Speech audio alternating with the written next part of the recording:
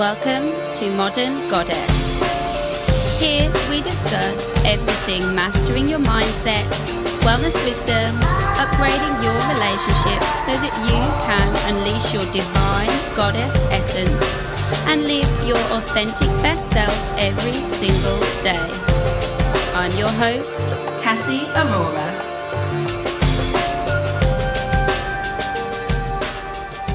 Hello, welcome to the podcast, and I hope you are well, enjoying your month of May. I'm so happy. Oh no, it's June now. Jesus, it's June. I have full-on baby brain, so those of you that are new to the podcast and you're thinking, why do you never update this or something like that, obviously, you might be thinking I don't do anything, but actually I haven't gone AWOL. I have a newborn. She's 3 weeks old today as I'm recording this. She stirred and woke up at like 7 for her feed, which would normally be about 5 a.m. So it meant I got a few extra Z's. So it meant that I could, then just get up after 7, which is nice. Gave her a bath, put her in the sling, she's on formula now, which is a whole story I'll get into, and then just do this big grand formula operation, and then she dozed off in the sling, but she is due to feed soon, so as I'm walking in the woods now with her, if she wakes up and cries, we'll have to pause, and this may never make it onto the podcast because chances are I might not continue to record on it, but let's see. Let's aim for the best. Let's cross our fingers. So yeah, I hope you're well, and thank you for coming back to the podcast. Thank you for bearing with me. I am, as I said, not going to be as present at all. I am only giving my focus really to Bonnie and to Soul Gym, which is already difficult, even though it's literally, I did all my content in advance for May and June, and then it's getting near to July and I've had to take a step back and say, okay, there's a lot of content on there, and for July and August there's just going to be a bit less, but there is stuff going on, just not as much, because I really need to look after myself and Bonnie at this time. That said, you can still purchase my Astrology Basics course if you want to learn astrology, and you can still get my free step-by-step guide on my website, so enjoy that, because these tools and resources are all free. And go back through old podcasts. There's a lot of old podcasts, not necessarily too astrology focused, but still really helpful and useful. So yeah, I just wanted to talk today about there's a lot happening astrologically. So whenever us as astrologers want to talk about something, we're always picking the most big theme, the thing that we want to hone in on, and for me at the moment it's definitely this Saturn retrograde energy. It's this big reality check, and I will talk about how it kind of happened for me and is happening, but how you can just let go and surrender to it, because these transits can be really difficult if you are not aware it's happening. And I wasn't actually at the time. I did know Saturn was retrograde, but trust me, when you have a newborn baby, I mean, most of you probably know who listen to this who have children, I was not ready for the fact that my brain would be so focused on one thing, hyper focused. Maybe it's a projector thing, I don't know. That astrology just peters out into the background, or everything peters into the background, because you just have this new full-time 24/7 job, which is really intense and you have no idea how to do it. It's quite funny, but yeah, so Saturn is retrograde, and it kind of started around, I think it was the 13th of May. It could have been later, don't know. It was around the time that Jupiter made its ingress into Pisces, which by the way was lovely because Jupiter, the planet of children, and gifts entered my 5th house, the house of children, and that was on the Thursday, the 13th at midnight, and literally 20 hours later Bonnie was born. I'd already started to go into labour as Jupiter moved into Pisces, so that just shows you how literal astrology can be. And I looked ahead at my chart and I thought, that is just too obvious, a transit, and I thought, oh no, that's way too obvious for it to be like, yeah, her being born. But that's how it was, and it actually has been what happened. So it was very obvious. It was a very obvious labour transit. They're not that obvious often. People say, when will I go into labour? You can say, when might I have the child? And I knew it would be around the time that Jupiter entered Pisces. Shock horror. But yeah, it was very literal for me in that case. Could have been a coincidence, who knows? But yeah, interesting. By the way, if anyone's interested, she's a Gemini moon, a Scorpio ascendant, and she's a Taurus sun. She has a very intense chart. Her Mars is debilitated in Cancer, which is her chart ruler. So yeah, she's going to have some challenges, but she has a chart where she can really, really rise into greatness. I think she'll be very intense, very empathic, very in tune, and that might be hard for her, I think. And then I'm looking at Gemini moon, and it's like, this is how the mum is portrayed, and I'm like, excuse me, I wanted it to be a Cancer moon, then it would mean I'm really nurturing.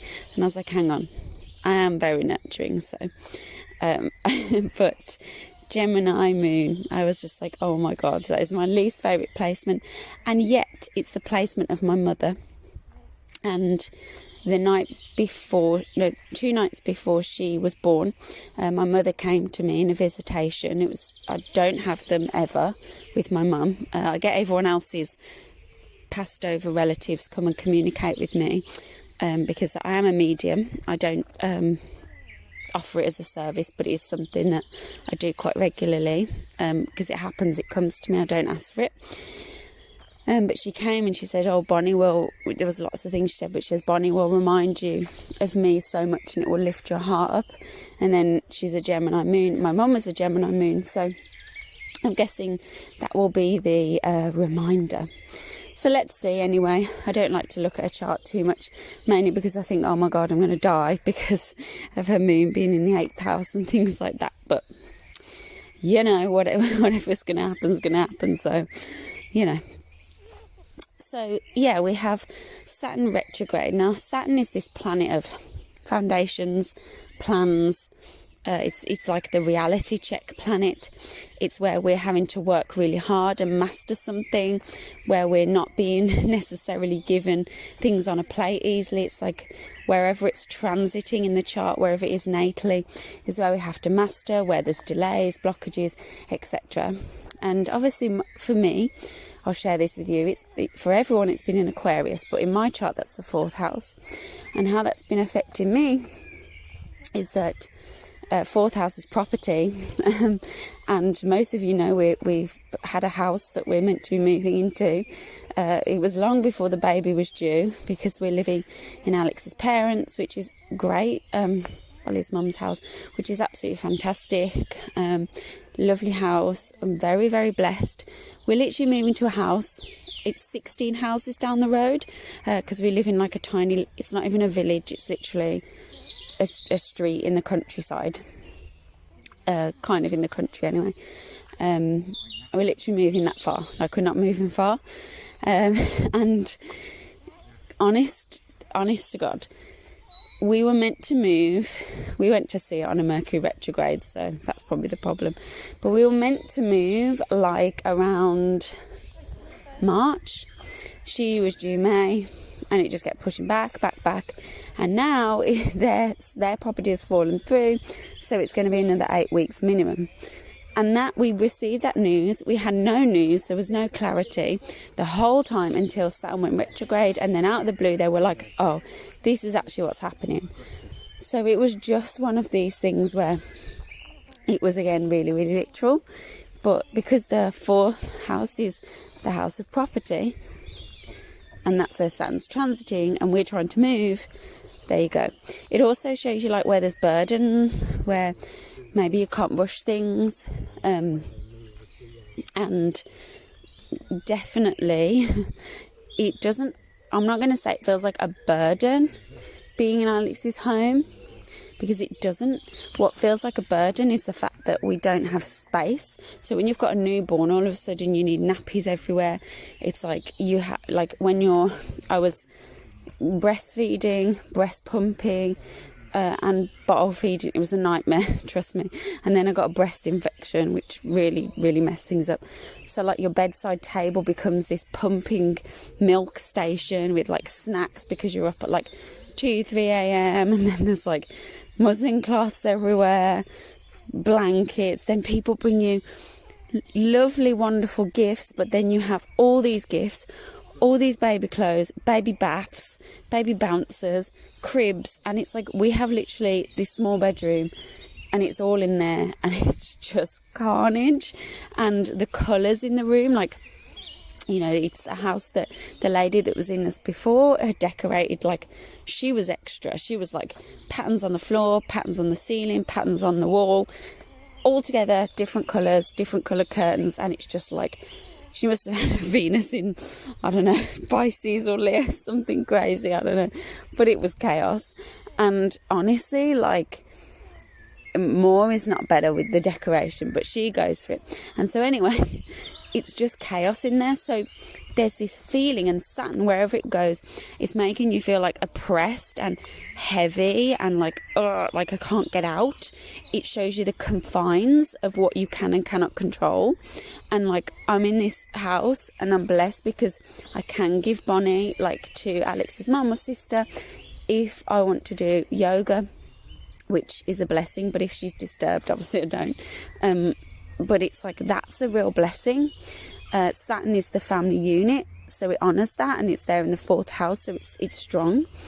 But also it's like, yeah, you have like, well, Saturn is older people. It's like a tradition, but at the same time, it's like, I need space. It's like, I need space. I need whiteness. I need, like, we have a garage full of like sofas, rugs, like we have everything for the house because we were meant to move, then the date got pushed back, and it just feels so oppressive. And that is that feeling. So wherever Saturn is in your chart, you may feel that heaviness, that density, that thing that makes you feel bereft, almost like you have no control. That is really what Saturn can be doing. And another way this is playing out for me, so Saturn in the fourth house is family, Saturn is limitation. And obviously she was born, and when she was born, all of a sudden there was this lack of being able to do anything outside of family. But it's fine, but it felt really heavy, and I actually got really depressed for the first 7 days. But the first 3 days, because I had a very traumatic birth, I was taken in for an induction. I was already in labour, and I've said that, and intuitively I really felt like it was the wrong decision. But I had made this compromise with the doctors that they were trying to induce me for like 3 weeks because she was a small baby. She actually came out 6'1", by the way, and I'm not big, so that's annoying. But anyway, I said, well, okay, I will go till Friday the 14th, and if she's not here by then, I'll be induced. The problem was I was already in labour, so at that point I wanted to say, well, I'm on the way, and it's not right, and it could have been very different, I think. I don't know. But I was driving to the hospital, and I'm having my contractions. I'm not in active labour, but I knew I was on the way. I'd had acupressure the night before, acupuncture. And honestly, like, instinctively I knew it was wrong, but there was this feeling of authority inferring itself on me, like I hadn't I had to do that, and in hindsight I definitely didn't. Alex was saying you don't have to do this, but I'm in the hospital. The minute I get there, I was so stressed and in distress because the environment was so unnatural that my contractions stopped. It was really hard, and then I relaxed a bit more, and I just had to accept that this was what was happening, and just to prepare that I could do it no matter what. But my plans for a natural water birth, a water birth, went right out the window because they used the gel, and from that moment on my body felt very unnatural. It felt like things were coming at the wrong pace, like everything was moving too fast, and I was breathing through it. And I remember having this bath and thinking, these aren't rhythmic, this feels unnatural. And it really was unnatural what was going on with my body, the contractions. It felt wrong. And then all of a sudden we were listening to Marvin Gaye in the headphones, and I was like trying to zone in, and I was working through contractions. The pain was intense, but it wasn't unmanageable. Like, I was breathing through it, I was using all my techniques, and it was fine. I was using acupressure and essential oils, and then there was like this sudden bang and all of a sudden my whole body was in agony. My waters are broke, but everyone says, oh, it feels like a relief. This didn't. I actually thought something was very wrong, and from that point on I was screaming in pain. It was like unbearable pain. And the nurse came in and she was like, oh, you're 6 centimeters, so let's take you to the delivery suite. I was literally, like Alex said, he had never seen me look that terrified, and Alex was crying because he just didn't know what to do. And the delivery suite is literally opposite the induction unit. From the moment that bang happened, I was in that intense pain, and I was not in active labour, like at all. All of a sudden I was then like, and I think they left me too long. They didn't listen to what I was saying, which was really frustrating. All of a sudden I had 30 minutes and she was born. So it was like 30 or 45 minutes she was born. I'd gone from like nowhere on the Richter scale of pain, like, you know, quite painful but not bad, to labouring, and it was absolutely terrifying. And it felt like it felt like it was too strong for my body too quickly, and that I hadn't had a say in that. And I didn't get the water birth, and I didn't tear because I'd been practicing a lot with like Annibal, and I had been practicing a lot. So the preparation I'd done, all that Saturn work every day, little bits of breathing, did prepare me, but nothing could have prepared me. But it all felt like it was out of my control. And again, this is like this Saturn showing its limitations on what you can and cannot do, and how to make peace with that. There was a lot more elements in my astrology chart that were highlighted. I've got Pluto squaring my 5th house ruler. I've got Pluto on my ascendant. So it's very much about, I'll never have any control, and I need to keep learning that. But that has definitely been taught to me. And so after that, this wonderful event where you're supposed to feel like love and joy because you've had a baby, because that's what everyone says you're going to feel, that didn't happen for me. And this is very Saturn in the 4th house. I actually felt nothing but fear, which is Saturn, loss, depression, grief, all of the Saturn words. I felt terrified. And for days, like, I didn't sleep more than an hour in about 4 days. I was delirious. I was hearing. So when the waters broke and I went into that intense phase of pain, which was absolutely terrifying, my phone started ringing, and I kept hearing my phone ringing for days when it wasn't, and I kept hearing babies cry when they weren't, and that was, you know, after I'd given birth.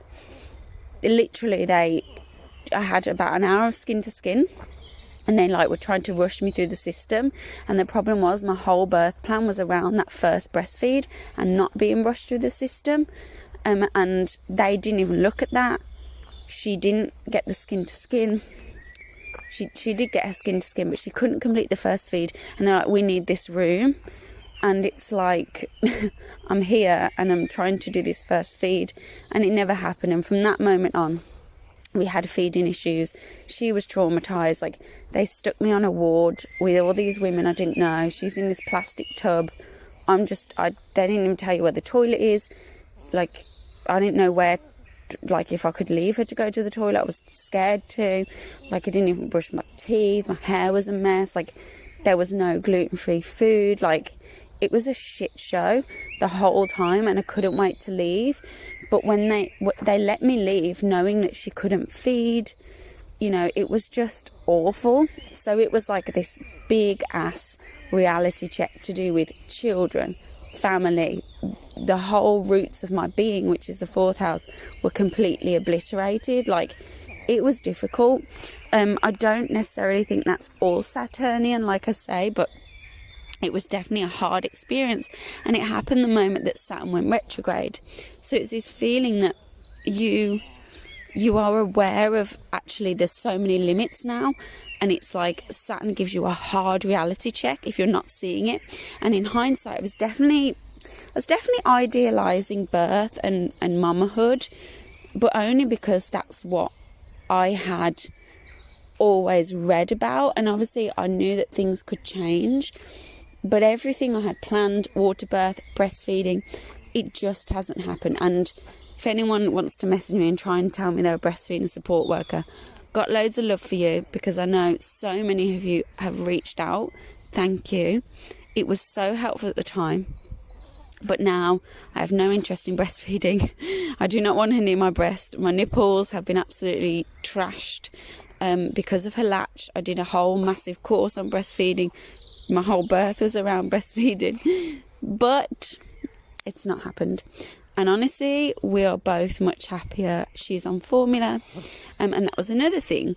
This is this whole Saturn thing. It's like, check your expectations, and I was trying to force this thing that, you know, I will breastfeed, and it just wasn't happening. So I had to surrender and say, okay. And she's a bit uncomfortable. But now, yeah, we're on formula, and she loves goat's milk formula. It's gentle on her tummy. It's similar to breast milk. She's happy. I'm happy. And that's all that matters. So there you go. But this is another thing, like Saturn is like, no, this is a do-over. Like, reassess. So Saturn retrograde, wherever it's happening in your chart, it's saying reassess. This is the reality check. You need to look at this again. Lay firmer foundations. Let go of the idealism. Get real. That's really what Saturn is saying wherever he's transiting now in your chart. So you need to look at your chart. You can use my free step-by-step guide and discover what house Aquarius rules. Or just look where Saturn is transiting. Because where that house is, and for some people say that you have Saturn in Scorpio natally, you have Saturn in Leo natally, you have Saturn in Taurus natally, you'll be feeling this like a lot more. It'll be actually a lot more intense because it will be squaring or opposing your natal Saturn. But if you have any placement, Scorpio, Leo, Aquarius or Taurus, you're going to feel this a lot more. So yes, it was difficult. I'm not going to lie about that. That was very challenging. But for everyone, it's going to be bringing an assessment, a reassessment, going back to something from before in that area. So say it was in your 7th house of marriage or business partnerships, you need to reassess that and get real. Maybe with your 7th house, you know, it's about going back to a marriage or something like that. It really does depend on your chart, and I'm not going to go through each house because we'll be here for ages and the baby is stirring, so that means I have not got long to get home. But anyway, so when it comes to looking at your chart, I would say look what house it's in, using the step-by-step guide, find out all the meanings of that house, look at your life and say, okay, is there any signposts here saying where I need to focus my attention? Is there something that's really obvious that I'm just not looking at? Because Saturn can sometimes bring, not a nice energy if you're unwilling to look and surrender and reassess something. But it is a really nice opportunity. Like, people worry about Saturn being retrograde, but actually it's not. It's a really great opportunity to reassess something, so that when Saturn moves direct again, which I think is not till October, we have this magnificent new foundation to move forward. So don't berate yourself if you're thinking, goodness me, this is going to be a challenging time. I feel like everything's just heavier and harder at the moment. That's just the energy. You can go ahead and rise to the challenge. So this is one of these energies, like, master it or experience the difficulties, work hard, or, feel like you have no power, but you do. It's Saturn appreciates if there's anything you can do with this energy right now, because there's lots of other energies going on. Wherever that Saturn energy is, if you can manage to juggle all these oranges, just focus on mastery, consistency, reality, getting real about how things are. And you can't really go wrong with this energy. So do your best. That's all you can do. And sorry for talking so much about my birth, but I think it kind of shows a lot of the Saturn energy. There's a lot of Pluto energy there as well. But I think it really helps you to see where I had to discover, I've idealised, and the reality of something was very different. And I had to just let go and say, okay, I'm just going to do this new thing and do it well and be consistent. And and so now I'm having a whole life overhaul, because the way I look at my career, all these things that I've committed to, I actually need to completely reassess my whole life because of where this is sitting, because of family, because of my child, and I don't feel bad about that, but it was very hard to admit at the beginning. Saturn just wants you to be real. So be real, don't be false, and I think we can all benefit from this period. So if you're struggling, hang on in there, dive into the energy rather than resist it. I was resisting a lot of things, and that's what's made it difficult. You don't have to do that. So if you, please reach out, let me know how you found this episode, how you're finding the Saturn retrograde. I may not reply to you very quickly, but I will definitely appreciate hearing about your Saturn retrograde stories. So take care. Little one is stirring, so before you get an earful of her mega lungs, I will leave you to it. And I'm sure I'll bring you an update, maybe in the next month. Take it easy, and we'll speak soon.